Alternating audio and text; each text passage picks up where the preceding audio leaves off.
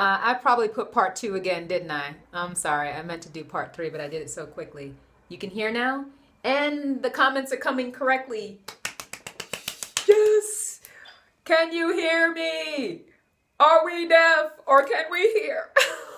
I can't do sign language, so it would not help. You can hear, you can hear, you can hear, you can hear. Yes, thank you, thank you, thank you. Technology is good sometimes. Technology is not so good sometimes. Can you hear me now? Yes, I can hear you. Oh gosh. Thank you, thank you. No, I can't hear you, but can you hear me? Can you hear me now? Okay. Great, great, great, great, great. So yeah, what I was saying to Rita is going to ask that question. I was answering your question, Rita. So when it comes to, what I was studying with trichology, I'm going to be, doing it more so in the salon. So I have to complete my clinical, training with the instructors, with the team. And so one of the conditions that we talked about last week was folliculitis, which is a condition that I believe is going to become a big thing a couple of years down the line. We have to wait and see how things play itself out. But as we go through this course of avoiding sulfates and just using conditioner to clean our hair, we will start to see the consequences of it. And I'd hate to see any of you who are following me be the victims of following certain types of regimens that are really not healthy for your hair over the length of the time of your hair. Because if you do cause your own folliculitis condition, which eventually leads to your follicles miniaturizing and shrinking, if your follicles shrink, your hair comes out thinner or finer, and it becomes more sparse, and you start to experience thin hair or diffuse thinning, which is less hairs per square inch, so it looks like you barely have any hair in your head. So right now things may seem fine, and that seems to be the case oftentimes when we're following regimens that seem like, oh, we're getting some good results for the first 3 months or 6 months. But that is why we have products, and not everyone has a win experience, and that's not a product that I would ever recommend to anyone. But we have products that are supposed to go through testing, and so that you can have a track record of how well these products are going to work. I have had fine hair since childhood.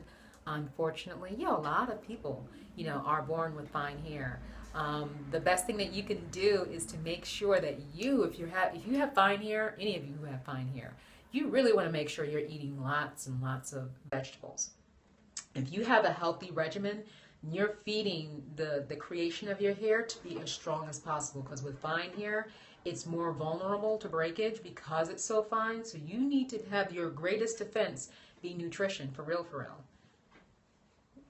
Why are you asking me if I'm Michelle? My name is Avena. Oh, that's right. This is part 2 or part 3, actually. Part 2 didn't go too far. For those of you who are tuning in now, this is really part 2, because part 2 really didn't work out so well. My name is Avena Palmore. I'm a natural hairstylist in the Bronx, New York. I can be found on YouTube at Embrace Natural Beauty. I can be found on Facebook at Embrace Natural Beauty, on Instagram at Embrace_natural_beauty, on Twitter and Periscope at Embrace, capital letter N for Natural Beauty, so that's Embrace in Beauty. And if you wanted to book an appointment, okay, we're going to be blocking you too. All right, so if you wanted to book an appointment with me to see me in the salon in the Bronx, New York, you can go to stylist.com/Avena Palmore. Avena Palmore is spelled AVENA PALMORE. Okay, thank you all for tuning in. Again, we've had some issues on the scope, but we are getting back into our discussion. We were talking at the end of the previous scope about sulfates and how potentially if you have weak hair, can it make your hair weaker? And absolutely not. There was a point where we were avoiding silicones because the concern was that silicones would build up on your hair. And the only reason why you would avoid silicones was because you didn't want the buildup. But then you start avoiding sulfates, and you're avoiding sulfates because it was going to dry out your hair. So you're avoiding silicones and sulfates. And sulfates and silicones work very well together. You are having buildup by just using conditioner. So you went from not using silicones because of buildup and not using sulfates because of dryness to using conditioner to cleanse your hair, which leads to buildup. And if you have the buildup, will lead to dryness. So that whole step that was created is just causing more problems. And unfortunately, a lot of people are continuing to pick that up and truly believe that that is the best thing for their hair. Why? Because their hair feels soft. And I share this with my clients all the time that come in that are not using shampoos with sulfates. And I put the shampoo on their hair. I say, I just clean your hair with sulfates. Just want you to know I'm cleaning your hair with sulfates, and I just clean your hair with sulfates, and I want you to feel your hair. And every time, every single one of them, my hair feels soft. My hair feels soft. Not after the shampoo, but after the conditioner. So, if you just shampoo your hair, yeah, it's going to feel stripped. It's supposed to. It's supposed to strip. It's like you mop the floor, you want it to be clean. You don't want to have residue. You don't want to have salt. You don't want to have debris on your scalp and on your hair. You want it all to be lifted up and removed. You don't also want to have like lint building up in your hair. All these things are being trapped in your hair. Why? Because conditioner doesn't lift and remove. Conditioner softens and smooths. It binds to your hair. It fills in spaces. And it's going to trap, dirt and debris onto your scalp and onto your hair. So, avoiding sulfates is not the way to go. And unfortunately, some people won't realize it until several years later, and they're trying to diagnose, why they're having hair loss issues. And who's going to be there to help diagnose them? Me, because I'm a trichologist as well. My hair is color treated, a brownish color. What is the safest way to dye my hair back to black? The safest way to dye your hair back to black, and right now it's brown. I'm not like a specialist with color, so I would actually look at your hair and determine like a level or something to give you. But that's not something I want to do right now on the scope. That's not going to be most beneficial for you, for me to do a color consultation. You can't really do a color consultation over the phone, or you have to do something like that in person. And so I encourage you, if you're trying to get color back into your hair, you definitely don't want to just dump black into your hair. You may get a color other than what you want. And so you have like some pigmentation going on. So I really encourage you to go to a colorist so that you can get color correction. That would be the best thing to do. Unfortunately, we do a lot of things at home using box color, and it just trashes the hair. And you don't want to trash your hair. If your hair is valuable to you, if you value your hair, I encourage you just go see a professional colorist. Someone who specializes in color, to give you a nice evaluation, and proceed with them if you like your conversation with them. That would be the best thing. But someone who is definitely a color specialist is what I would recommend. Okay? Thank you for these lovely hearts, everyone.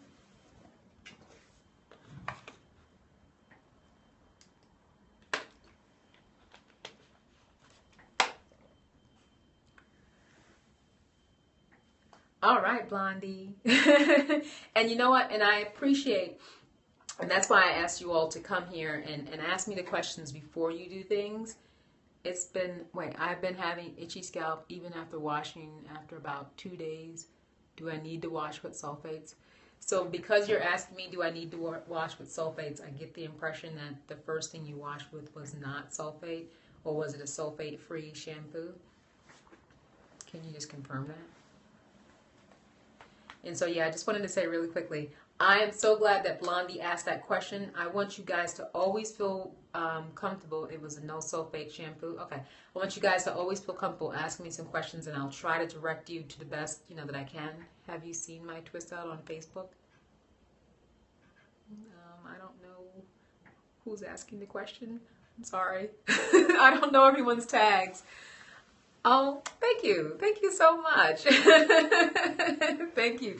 Yeah, I wanted to make this a forum for, you guys don't have to do all the guesswork. When you are dealing with, a professional, what's going to happen is, yeah, there are a lot of things out there that we may not be familiar with that people are proposing on YouTube that they're doing. But if you run something by us, most likely what we're going to say is, no, you don't want to do that. That's going to be, harmful for your hair.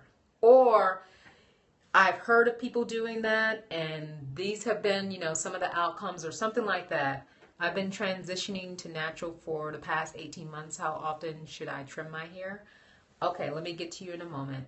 And so what I wanted to say about what Blondie had asked is, okay, so maybe I don't have an exact answer for you when it comes to the color thing that you asked me, but I'm going to recommend that you go to a professional colorist, not just any styler, any stylist, but go to a colorist, because that's what they specialize in. And they will help you with color correction, because that's what it sounds like you want to do. And so instead of you all just going to YouTube vloggers who are absolutely wonderful, especially when it comes to showing you different styles that they've achieved and how they achieved it, stuff like that. But when it comes to how to care for your hair, just because it worked for them, hey Judith, just because it worked for them doesn't mean it's going to work for you. And even if it's working for them, how well is it really working for them? Are they disillusioned about how well it's working for them? Like the client that came into my my salon this week, who said she noticed since she stopped using sulfates that her hair is growing in thicker. That is absolutely not the case. And so, you know, I really truly invite you all to invite your friends, share this, whoever you know in the natural hair community that's following you, to join us in these conversations, because I don't want you guys relying solely on people who are just focusing on caring for their own hair, but people like myself who I've demonstrated to you all, I know how to take care of my own hair very well, and I also take care of other people's hair as a professional, and I'm also studying, you know, trichology, so I can even diagnose on a microscopic level what some of the decisions that we all are making with our hair and how it's impacting our hair and our scalp that leads to other conditions that are avoidable. So I really care about you all having a healthy hair journey so that you can reach your goals, so that you're not doing these gimmicks that are leading you down a path that's going to destruct and destroy your hair. I don't want that for you. Is the right temple was thinning, it's growing, it still looks peach fuzz. I've tried everything. Okay, hon, give me a moment, come back with that. I needed to answer the lady who was asking about transitioning. With transitioning, you have a battle going on with your hair. You have the two textures. Your natural is growing in, and you have that, you know, relaxed hair on the ends, and it's fighting. So you have that line of demarcation.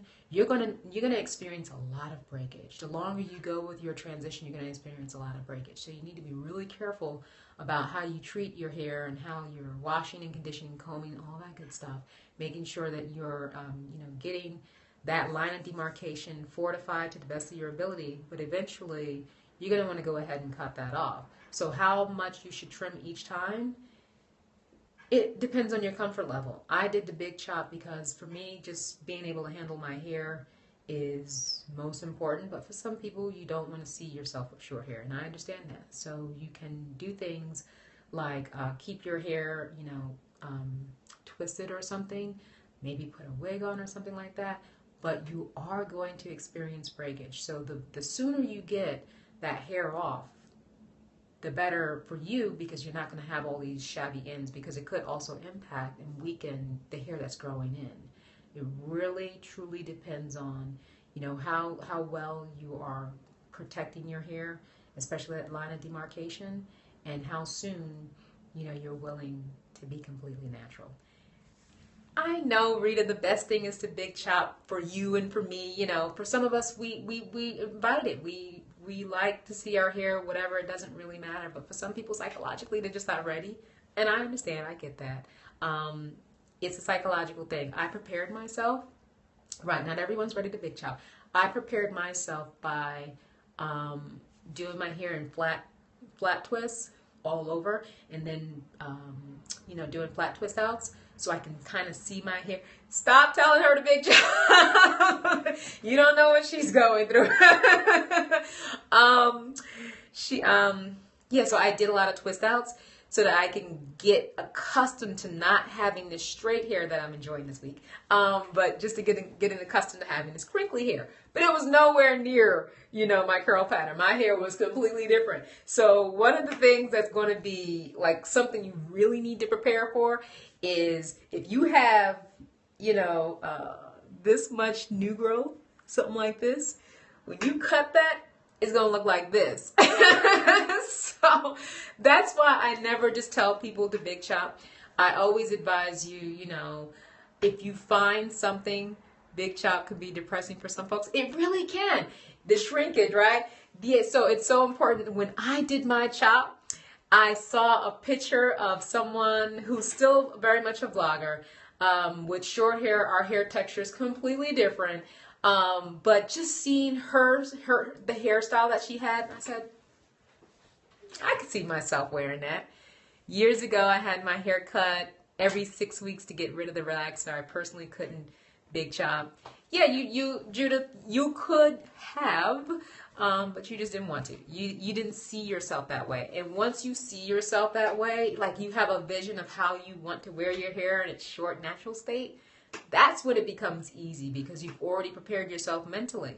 But if you keep seeing yourself with your long hair or with your straight hair, it's so much harder to big chop. Years ago when I was transitioning, did 2 mini chops. Okay, thank you. And you all shared. This is going to be helpful for her. I did the big chop. Finally successful twist out. I'm getting text messages and stuff going in the top here. Yeah, continue to encourage each other. I did big chop about 3 times. Rita, when you did the big chop 3 times, was that meaning like you were getting closer to having the final big chop, or you big chop from being natural 3 times? Judah said, me either. The thing is it's not necessary, the big chop. Yeah, you don't have to. You don't have to do the big chop, but it's good. It's better than experiencing, no damage, just kept cutting my hair. Oh, okay. Yeah, it's better than experiencing a lot of weak hair, a lot of breakage for some people. My daughter is listening to you now. Can you say why she should stop scratching her head? Why she should stop scratching her head? Yeah. Okay. If you're digging into your scalp, you can actually cause yourself an infection. And if you have breakage in your scalp, if you have an infection, then you can experience, some type of bacteria can get into your scalp. You can have fungus, all kinds of things can happen. So, mommy, you need to make sure her scalp is really getting clean. That should help to reduce some of the itchiness. And then also what you could do is probably use some oil combination, like some of the essential oils. I think peppermint and lavender are really good, but you got to mix it with a carrier oil. Don't ever put an essential oil directly on your skin or on your hair. It's too potent. So you want to take some drops of essential oils like lavender and peppermint and blend them with either coconut oil or an olive oil or something that's a little bit heavier. And then just go ahead and massage that into her scalp where she's having itchiness, but still go ahead and wash her scalp. That's true. Unfortunately, our society says our hair should be long and straight, and I've grown to love my curls and texture. Yeah, society, what is it? Media, the pictures, the images we see kind of give us the indication of what beauty is, but truthfully, beauty is in the eye of the beholder. And, if we, in our own communities, value and appreciate and support one another and, wear our hair. Oh, why is my voice getting all scraggly? She's 35 years old. I guess she'll be washing her own hair. Okay. Excuse me for a second. Yeah, society can't tell us what beauty is. What media does is it, hypens up certain images as beauty, but we're the ones who embrace it. So, celebrities are really, really known for setting trends, beauty trends. Isn't it disappointing to hear people say that they had to prepare for negative comments just because they did the big chop? And I don't think I got any negative comments. I think at my job, one of the most interesting comments I got was, ooh, radical. Because I went from long, relaxed hair to this short, curly things going on. But I never got any negativity. And also, I think it has to do with your self-esteem. That's why it's so important not to tell people the big chop. If they're not mentally, psychologically ready for the big chop, then they're going to feel everything is negative around them, and they're going to draw in that negativity. I did not care, honey, about what anybody said. That's right, because when you are ready, it's all about you and your hair and what you're doing, your goals, your vision. I wasn't thinking about anybody but where I was going. I was not going to be wearing my hair relaxed anymore. It was going to be my natural, my natural hair, whatever it came out to be. And that's why it is so important that people are, you know, emotionally, psychologically, and mentally ready for cutting your hair. I have tapered shortcut. My husband cuts my hair with clippers while my hair is damp. Oh, wow. Is he a barber? Because I actually would cut with clippers with the hair being dry. I would usually actually do that with the hair dry.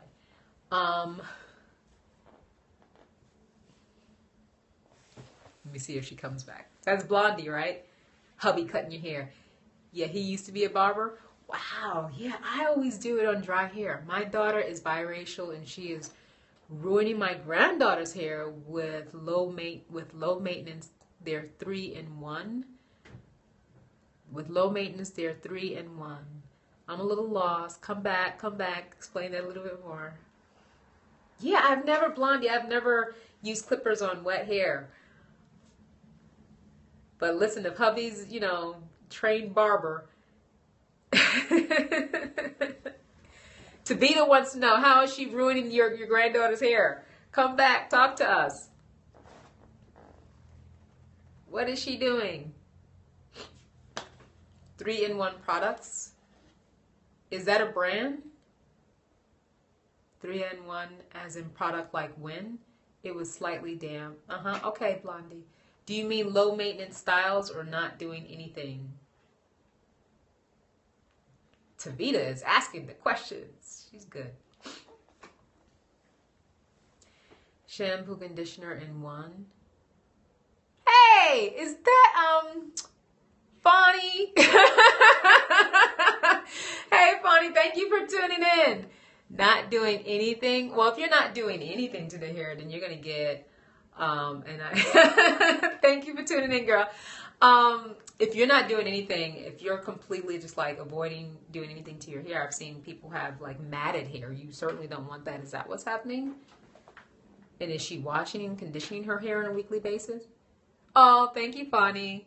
Matted and tangled. Yeah, that's going to lead to breakage for sure. I actually had a client this week who is transitioning from locks to loose natural. And just letting, you know, the portions that she's not retwisting kind of clump together. I would be furious too. I'm in my 50s and it's true, when you get to certain hair stops growing or slows down. When you do get older, your hair growth cycle does slow down. Yeah, your hormones, because of your body, your hormone, the way that your body functions, your hormone levels and so forth, will impact your hair growth cycle. So you will start to see, you know, less, your hair grows in slower, at a slower rate. And actually sometimes the hair grows in a little bit finer. So that is, you can actually check with your doctor to see, you know, which particular imbalances you may be experiencing in your body, to see if there's some way that you can correct some of it. But for the most part, it's just a part of aging. Tell me about it. So true. Yeah, your follicles shrink. Eventually, you can actually have some older folks whose follicles don't shrink and have thick heads of hair. It doesn't happen with everyone, but with aging, it does slow down. That's where I am now, slower and finer hair. Yeah, it happens with a lot of people as we get older. It's just a part of the aging process. But you know, there are always anomalies. There are always those folks who's like nothing can break their hair. Nothing. You will have people like that. Me too. I'm 61. Yeah, I had a lady come into my salon with some gorgeous, long, thick hair, and she was well into her 60s. So it's possible. Yeah. So what do you recommend that your granddaughter, that your daughter does with your granddaughter? Is that what the question is? Because if she's not willing to do her hair, maybe she can send her to someone who can. I know I had some ladies come into the salon who have children that they don't want to do their hair. And it's common. A lot of children and their mothers fight. They don't like the way the mothers are handling their hair. Have them come into the salon. Have her go to a professional. Because we can't force her to do her hair. You certainly, I can't, force her. If you can't force her either, have her go to someone who actually specializes in doing hair, who wants to do hair. She used to live in the Bronx, so where does she live now?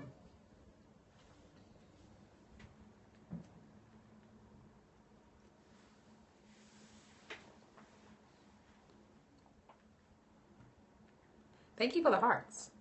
She lives in Brooklyn. Do you think she'd be willing to bring your granddaughters to me? No. Should we stay natural? Will that speed up hair growth? Not necessarily that being natural speeds up your hair growth. It's just that some people experience a lot of breakage with using chemical relaxers, and some people fare very well. If a chemical relaxer was applied, the right way and there was no overprocessing, a lot of people didn't experience any problems with chemical relaxers. But there's a point in time where you decide you just don't want any chemicals on your hair. So for the most part, you don't want to chemically change your hair, and that's why you choose not to wear relaxers. You don't want it impacting your body or something like that. I don't know if there's necessarily any impact on our bodies from having the chemicals, but I know based on that movie that Chris Rock did, it's like, why would you put this on your scalp when it can eat through a can? So to some extent, it's like, well, maybe there was some impact on our body. So it's best that we, if we can avoid it, not use any chemicals on our hair. But my hair grew just fine. It grew, just like the length that it is now. This was the length of my hair when it was relaxed. But for some people, their hair or their scalp was not able to take it, and a lot of it was because their hair was fine, or they had experienced over processing. If the person applying the relaxer to the hair applies it the same way like they do on everyone, and not taking into account that there are some areas of their hair that process quicker, and if they put that relaxer on that area first, they've just blown away, potentially scarred the tissue. If they have scarred tissue, they will have traction alopecia, and that hair will not grow back in that area. So a lot of people actually experience balding when they had their hair fall out from chemical relaxers. I would make the trip. I'm in Coney Island. Sounds good to me. You guys know how to find me. Like I said, you can book an appointment with me on stylist.com/Abena Palmore. Abena Palmore is spelled ABENA PALMORE. And when you book the appointment, make sure you let me know it's you, that you were on the scope with me, and just remind me of the story, so that way I know who's coming in to see me. And then of course, when you get there, I'll see you and I'll talk to you, but at least that way I know ahead of time, and be prepared for what we're going to do. Okay? Oh my goodness, is that Mike? Hey, thank you for tuning in. You guys are really surprising me tonight. Everyone's coming on. Please ask that last one again. Sure, ask the last question again. Rita's my wing person. She'll let you know. You're very welcome. And tell me your name while we're here on the scope to remind me, Topaz. Thank you for all the hearts. I really appreciate it. Thank you, thank you, thank you. LRC, we miss you. Having educators dinner right now and all watching you. What? You're all watching my scope? Oh my gosh. Oh my gosh. I'm so honored. Oh wow. Thank you so much. Hey, tell your folks I love your products. I need more. Where's my order, please? I want to be able to use your lovely products on my clients. So about washing, conditioning out with warm water or cool water. Oh, thank you for the love. Thank you for the hearts. Rita, I had shared with you all, so if you have low porosity hair, you don't want to do your final rinse with cool water. But for those of you who have normal porosity or high porosity hair, your final rinse can certainly be with cool water. Thank you, Rita. And never extreme, so never put hot or cold water temperatures on your hair. Always stay toward the warmest it could take for low porosity hair to lukewarm, and cool but not cold when you're doing your final rinse if you have high porosity hair or you have normal porosity hair. But again, if you have low porosity hair, trouble getting moisture in, you stick to warm the entire wash cycle, even your final rinse, okay? And thank you for asking that question, Rita, because a lot of people misdiagnose themselves and think that they are low porosity or think that they are high porosity. And then they use products based on that information, and it's not the best thing for them. Someone else asked that question, not me. Oh, okay. I'm giving you credit, and it wasn't due to you. Excuse me for a second. Oh, you're welcome, Blondie. You're welcome. You're welcome, everyone. So, Mike, hey, listen. Oh, thank you so much, Fani. That's another hairstylist, Salon Noah. By the way, follow her. She's a wonderful hairstylist. She's in Virginia. Please follow. Fani, put your name up again. I want them to follow you, and I also want them to follow you, Mike, LRC Healthy Hair Care. is another hairstylist, or that's a group of hairstylist educators. Hello, Ty. Yes. So please follow Salon Noah. She's a wonderful hairstylist. She shares wonderful information on her scopes as well. Yeah, I'm going to be getting off the scope, guys. Mike, again, I'd like to thank you guys. If you're still on, go ahead and give us your name so people can follow you. Yeah, follow LRC, Healthy Hair Care. If they come up again with their name, I want you to follow them. You're welcome, Michelle. Oh, I'm glad you learned something today. And you're welcome, Fonnie, anytime. You guys are great. I heard about LRC yesterday. Yeah, that's a product line I started using, Blondie. Thank you, Abena, for the show. Absolutely, Fonnie, absolutely. That's what we're here to. We're a community. We share, we share, we share. Especially for good information. I want people to make sure that they can go to you and get some helpful information. So, yes, we have done 2 scopes tonight. Oh, you're welcome. You're welcome, Rita. We have done 2 scopes tonight because I want to be able to put this up on my YouTube for those who are not able to tune in. And so I want to thank you all. Judith says, thanks as always for the information. Oh, you're very welcome. It is my pleasure. I will definitely be following you now. Thank you so much. Thank you so much. So, yes, ladies and gentlemen, it's been a great evening, and I will be tuning out. We appreciate all you do. Oh, you're very welcome. Thank you all. Thank you all. These are 2 Michelles back to back. Thank you all for your consistency. Thank you for being a part of this community with me and for sharing. My YouTube name again is Embrace Natural Beauty. It's Embrace Natural Beauty on YouTube, on Facebook, and then on Instagram, it's Embrace_Natural_Beauty. On Twitter and Periscope, it's Embrace, capital letter N for Natural, Beauty. And so I think that covers it all. Thank you all. I hope you have a wonderful evening and a wonderful week. And we will be back again next Sunday at 8 p.m. Eastern Standard Time. And so I thank you all and hope you have a wonderful evening. We appreciate your knowledge. Oh, thank you so much. Thank you all. And the replay will be available on YouTube for those of you who missed it, or you can replay it here on Periscope. Missed the good stuff? Well, catch it again. Come back next week, Sunday, 8 p.m. Eastern Standard Time. Good night, Rita. Get some sleep. You have to go to work tomorrow. Bye, everyone. Take care. Love you all.